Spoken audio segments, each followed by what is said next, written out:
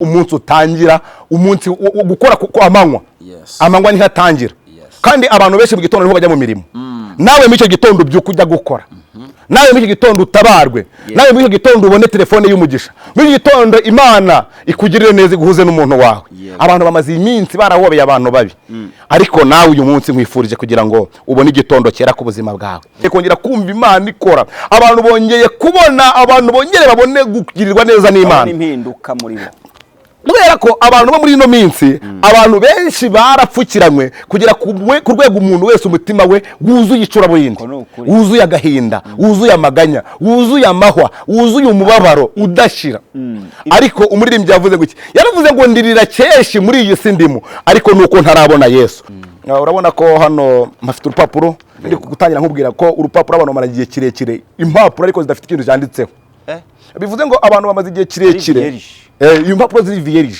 abantu bamaze igihe kirekire bicaranye ikintu bita amasezerano ariko baregesha nawe uhure no gutabarwa kw'Imana nawe uhure no kuregerwa n'Imana nawe uhure no kugirirwa neza n'Imana nari nkwifurije kugira ngo bukitondo nk'iki ngiki uyu munsi nawe uhure n'igitondo gihoraho nawe uhure n'igitondo cy'umugisha umuririmbyi namukunze cyane arabivuga neza aravuga ngo murwanyiwe ngo cyo mbwira nawe ngatsubiza mbwira ati urugamba ruzashira twibere mu mahoro urugamba rurashize ku buzima bwawe reka mbasuhuze cyane kandi mbifurize ibihe byiza dushimiye Imana ko yabanye natwe kandi ni byiza cyane n'uwindi kumwe n'umuhanuzi Kanyamahanga inkuru y'agakiza kora subscribe ukoresha ndetse na comment biraba byiza cyane maze tubane turakwakiriye natwe turabishimiye kandi murakoze Mahanga uraho amahoro ndabona wambaye neza Imana ishimwe wambaye ikote ryiza amen uvuye kubwiriza mbavuye gukora umurimo w'Imana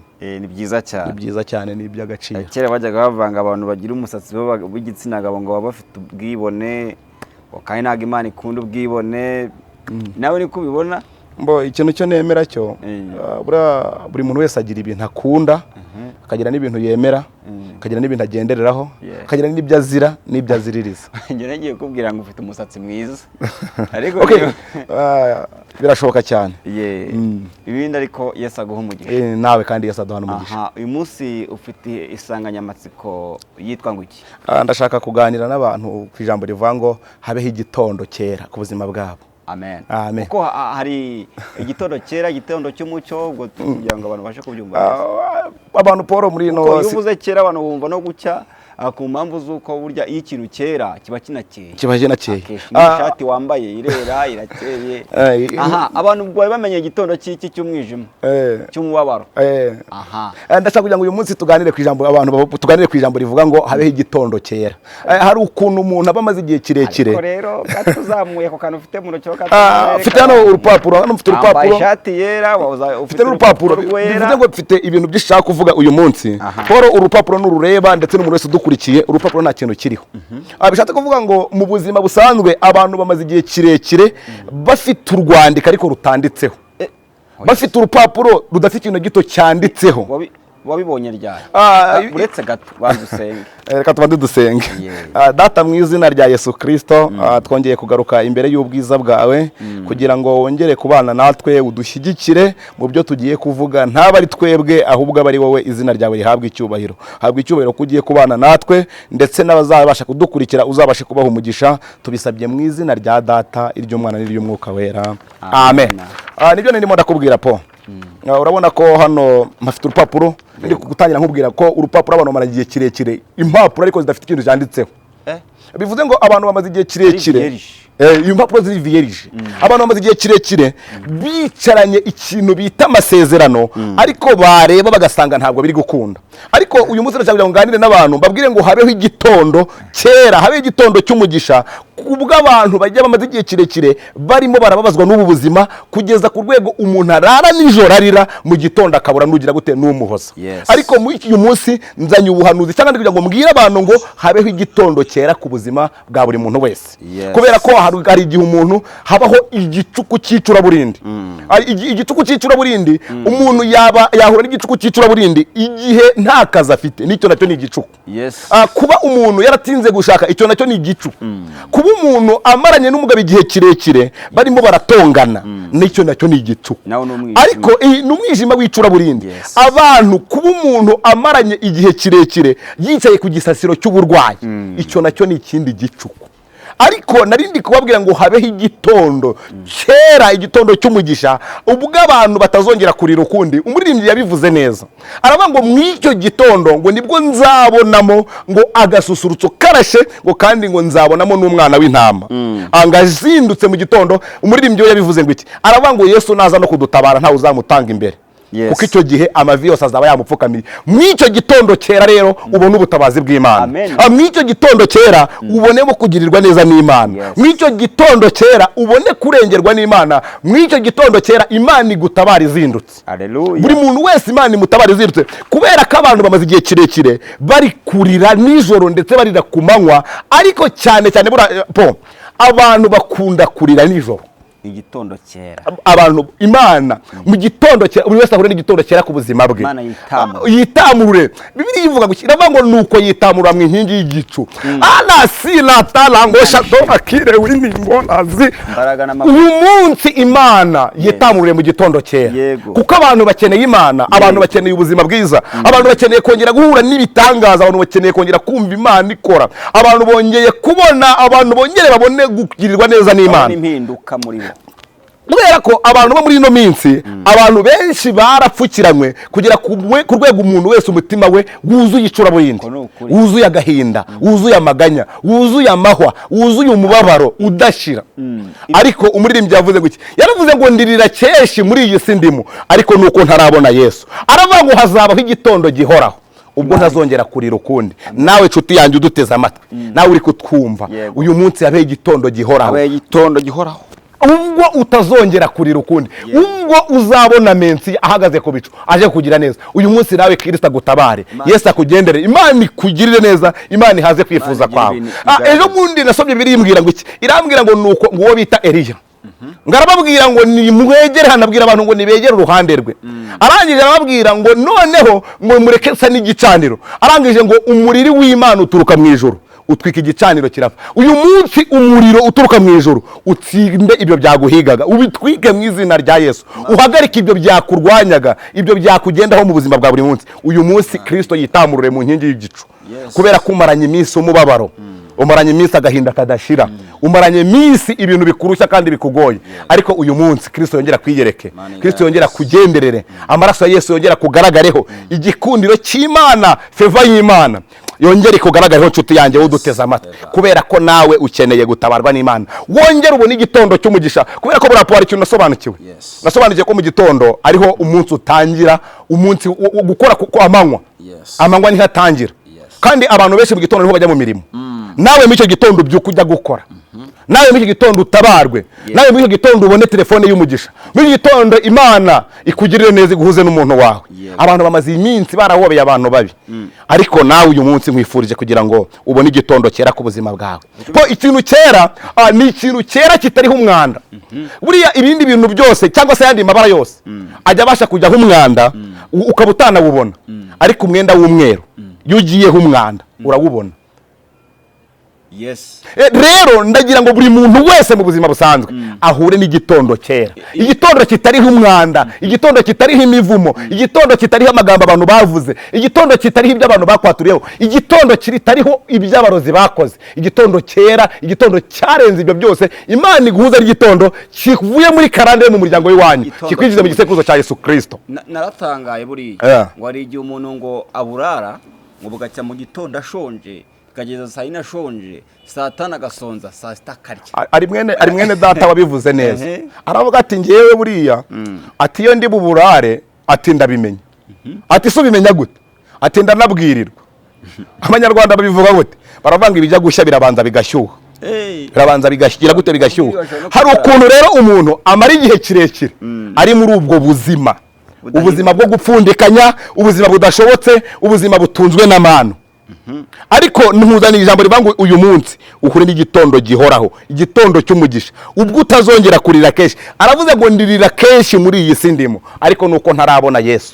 Nari nkwifurije kugira ngo ugire igitondo cy'umugisha ku buzima bwawe. Haleluya. Nari nkwifurije kugira ngo uyu munsi nawe Imana ikwibuke, nawe Imana igutabare, nawe ubone ubwiza bw'Imana mu gitondo mu gasusurutso. Bibiliya ivuga ngo iki? Ngo nuko Mariya Madagarina ngo bazindukira ku gituro bagiye kureba nde. Ngo iravuga ngo nuko bahageze ngo basanga marayika ngo yakibirinduye akicaye hehe hejuru. Bivuze ngo iki mu yandi magambo? Bivuze ngo yari amaze gufata bya bindi byose byari bitsikamiye Kristo, abikuraho. Kristo arasohoka ava mu mva. Nari nkuzaniye abantu zivuga ngo nawe Kristo uyu munsi agire gute akibirandure ku buzima bwawe. Bibiliya ivuga ngo iravuga ngo nuko ngaho aravuga ati ni gute mushakira umuzima mu bagize gute mu bapfuye. Yesu mushaka ntawe uhari. Bivuze ngo kivuze ngo uyu munsi nawe Kristo azura ibyawe byagize gute byapfuye. Umaze igihe kirekire ibyawe byarapfuye, umaze igihe kirekire ibyawe byaranaboze, umaze igihe kirekire abantu bagutaho baragufashe ijambo, ariko uyu munsi uzaniye ubuhanuzi buvuga ngo uhure n'igitondo gihoraho, igitondo gitangaje, igitondo cy'umugisha, igitondo cy'amahirwe, igitondo kirimo ubutabazi bw'Imana, igitondo kirimo kugirirwa neza n'Imana. Umaze igihe kirekire kinini uri ku gisasiro cy'uburwayi, ariko umva kuntu Imana yere ivuganye nanjye. Mbonye umaze igihe kirekire urwaje umuntu yaranze gukira, arwaye diyabete, arwaye kanseri, ariko iyera iri mu gihugu cyo mu ijuru irimo iravugana nanjye ngo nkubwire ngo ubonye igitondo gihoraho, ubonye igitondo cyera, kuko mbonye marayika azana urukingo, mbonye marayika azana imiti, mbonye marayika arimo arakiza kanseri. Wowe uri mu Burayi, wowe uri ahantu henshi hatandukanye, gira kwizera, ongeramo imbaraga, kuko mbonye marayika akiza, mbonye Imana igirira neza abantu, mbonye ikiganza cy'ibyiza, mbonye ukuboko gukora, mbonye kugirirwa neza n'Imana. Nawe akira gukira mu izina rya Yesu, akira ubutabazi. Haguruka kuri icyo gisasiro maze nawe wikorere uburiri bwawe ugende. Ndabizi nawe umaze igihe kirekire urugo rwawe ruri gusenyuka.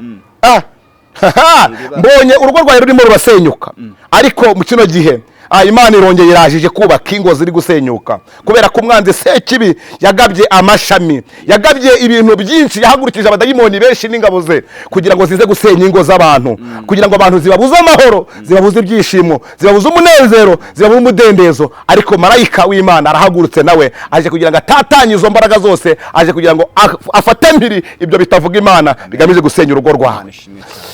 Ndagira ngo nkubwire rata nawe mu buzima busanzwe uhure n'igitondo gihoraho mu izina rya Yesu Kristo. Nawe uhure n'igitondo gihoraho, nawe uhure n'igitondo cy'umugisha, nawe uhure no gutabarwa kw'Imana, nawe uhure no kuregerwa n'Imana, nawe uhure no kugirirwa neza n'Imana. Nari nkwifurije kugira ngo mu gitondo nk'iki ngiki uyu munsi nawe uhure n'igitondo gihoraho, nawe uhure n'igitondo cy'umugisha. Umuririmbyi namukunze cyane, arabivuga neza, aravuga ngo murwanyi we, ngo cyo mbwira nawe ngasubiza mbwira ati urugamba ruzashira, twibere mu mahoro. Urugamba rurashize ku buzima bwawe, intonganya zirarangiye ku buzima bwawe, uburwayi burarangiye ku buzima bwawe, ibyo kudashaka birarangiye ku buzima bwawe. Twibere mu mahoro, ihangane, tegereza igitondo. Uko yabika itabika, amaherezo bujya bucya. Uko byagenda kose, uko bwaba bwijimye, uko yaba ari nijoro uko byagenda kose nta joro ryari buragucya. Wenda yiza abantu barababaye, abantu bafite agahinda. Nabonye abantu bafite agahinda barimo bararira, abantu benshi bari kurira mu nzu. Nibyo nakubwiraga, umuntu ararira nijoro, yagera mu gitondo akabura umuntu umuhoza, akarira akanihoza. Ariko nabonye marayika ari kugenda ahoza abantu amarira, arimo arabomora ibikomere, arimo arabomora intimba, arimo aramara agahinda, arimo arahagurutsa, arimo aragendesha, arimo arubaka, arimo aragarura ibyo kagungu n'inyoni zariye ku buzima bw'abantu. Igihe cy'umunezero kirageze, igihe cy'umubabaro kirarangiye. Haguruka nawe, haguruka kuri icyo gisasiro, nawe ubone igitondo gihoraho, nawe ubone Imana. Imana yacu iracyariho, kandi Imana yacu ntabwo isaza, iracyakora kandi ifite impuhwe ndetse n'imbabazi, kandi izagirira neza umuntu wese mu izina rya Yesu Kristo. Urababaye cyane, nawe umaze igihe kirekire abarozi barakwigirijeho nkana, abarozi barakuroze, abarozi kugera ku rwego bakuroze, ndetse n'uyu munsi iyo urebye umaze igihe kirekire waranze kubyara, barakuzinze, baravuze ngo nta kintu na kimwe uzageraho. Ndabizi cyane, nawe umaze igihe kirekire warashatse ariko wabuze urubyaro, baragufashe bakugenza uko bashaka, mu nda yawe ntabwo ubyara, kugeza no ku rwego ubabara mu nda. Ariko ndagira ngo nguhanure muri uyu mwanya, nkubwire ngo nawe uhuye n'igitondo gihoraho, kubera ko ndimo ndabona marayika ari abantu haye abana. ndimo ndabona imana ari abantu iri guha abana, ndimo ndabona imana ari abantu iri kugirira neza, ndimo ndabona imana ari abantu iri gutabara. Nawe umaze igihe kirekire rata nshuti yanjye, warize ufite diplome ariko iyo ugiye kudepoza biranga. Iyo ugize ngo nawe ube nk'abandi ntabwo bikunda, ariko ndagira ngo nkubwire ngo uyu munsi nawe genda udepoze, ijuru ryabyemeye, ijuru ryavivuye. Genda maze nawe ugenda utange urupapuro rwo kudepoza, maze Imana ikugirire neza, maze fevo y'Imana iguherekeze, maze uburinzi bw'Imana bugendane nawe uyu munsi uhure n'igitondo gihoraho, nawe uhure n'igitondo cyera, nawe uhure n'igitondo gitangaje, kugira ngo nawe urwo rusaku rwawe nayo marira Imana irakwibutse, kuko yibutse Hana Imana iragutabaye kandi irakurengeye, Imana ikugiriye neza. Alasira tarangosha ndora kire winingona, haleluya, bela sira tarangosha ndora kire winingona zila, alasila sila tala sila enangila zira tala ngosha ndora kile wini ngora zira apela sila tala ngosha ndora kile wini ngora zira ala sila tala ngosha ndora kile wini ngora zira. Nawe umaze igihe kirekire rata uva ku nijoro rivuganye nawe, umaze igihe kirekire ubona mu kazi byanze, kugera ku rwego wari ugeze ku rwego ubona usigariye ku manegeka, uvuga ngo noneho ubaye akabarore, ariko ijuru rivuganye nanjye rirambwiye ngo rirakwibutse, ijuru rirambwiye ngo riragutabaye, ijuru rirambwiye ngo ryanze kugira ngo abanzi bawe bavugirize impundu kunesha, kubera ko ijuru rirakwibutse. Ntabwo ugihombye, ntabwo ukibabaye, ntabwo ibyo abanzi bashakaga, ntabwo abanzi bawe bakwishimye hejuru, kubera ko ijuru rirakwibutse, ijuru riragutabaye, ijuru rikugiriye neza. Nawe habwa umugisha n'Imana. Genda ukore nk'abandi, genda ucuruze byemere, genda kubera ko ijuru rirabyemeye kandi ijuru riraguhagarikiye. Imana igira neza, komeza ugirira abantu neza. Imana iragutabaye kandi irakurengeye, Imana ije kugira ngo nawe igushyigikire kandi ucuruze byemere. Imana ihinduye, Imana ishimwe cyane yanjye. Nawe ndimo ndabona umaze igihe kirekire, kugeza ku rwego banki yari igiye kugutereza cyamunara, kugeza ku rwego baguhaye ndetse n'urupapuro rugaragaza ko bagiye kuza, ariko nawe ijuru rirakwibutse, kubera ko ibi ijambo ry'Imana rirambwiye ngo Imana ifite inzira zirenze 1000 zo kugirira abantu neza. Nawe Imana irakwishyuriye, nawe Imana iragutabaye, nawe Imana irakurengeye, ariko wavuze ijambo rikomeye, uravuga ngo nuramuka kino kintu kirenze ntabwo uzibagirwa. Ntuzibagirwe kandi umuhigo wahize uzawuhigure, kuko ijambo ry'Imana rivuga iki? Riravuga ngo guhiga umuhigo ntuwuhigure, birutwa no kutawuhiga. Hari ibyo wahize urabizi, nimba hari ibintu wavuze ngo uzakora cyane mu murimo w'Imana, ndakwinginze ibyo bintu uzabikore, ariko ijuru rirakurengeye. Nagiye kubona mbona nabo ubundi nanone hari abakobwa babaze igihe kirekire barahishoye mu busambanyi ndetse n'abasore.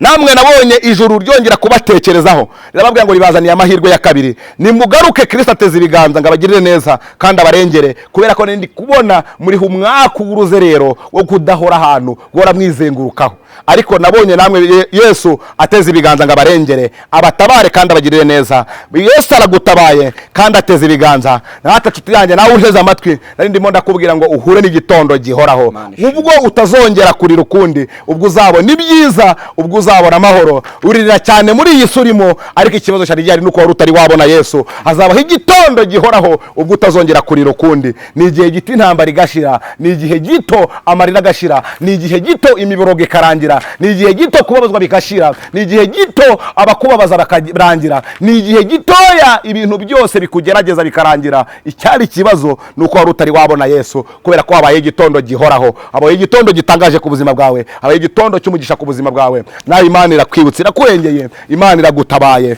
Imana ikugiriye neza, Imana irakurwaniriye. Nawe komeza ube ku rugamba kandi ntutsindwe, umwanzi ntakomeze kukwihebesha, kubera ko umwami wacu aratari ku ngoma kandi yiteguye kukugira neza kandi azakurengera. Atanze ingabo nyinshi ku bwawe kugira ngo akugirire neza, kugira ngo agutabare. Icyo usabwa nta kindi ni ukuguma mu kwizera, ni ugukomeza gufata Kristo, ni ukuguma gusingira ibyo wamenye, kugira ngo Kristo aze akugirire neza, kubera ko uyu munsi ateze ibiganza kandi aje guhemba, aje no guhana, aje kugira ngo uyu munsi yongera agira ibyo yubaka kandi agira ibindi yareba mu ntoki zawe, kubera ko nta kintu ari gufata ngo gikunde, nta kintu ari gukora ngo kigende, ariko Kristo araje. Habaye igitondo gihoraho, habaye igitondo cy'umugisha. Nawe burakeye, ahari kurira hararira umuntu, niko Dawidi yavuze, ariko mu gitondo impundu zikavuga. Nawe impundu ziravuze ku buzima bwawe, nawe impundu ziravuze mu mibereho yawe, nawe impundu ziravuze mu rugo rwawe, nawe impundu ziravuze ku kazi kawe, nawe impundu ziravuze gutambuka, nawe impundu ziravuze wakoze mu buzima bwawe bwa buri munsi. Imana ikugiriye neza, Imana irakwibutse. Data, mu izina rya Yesu Kristo,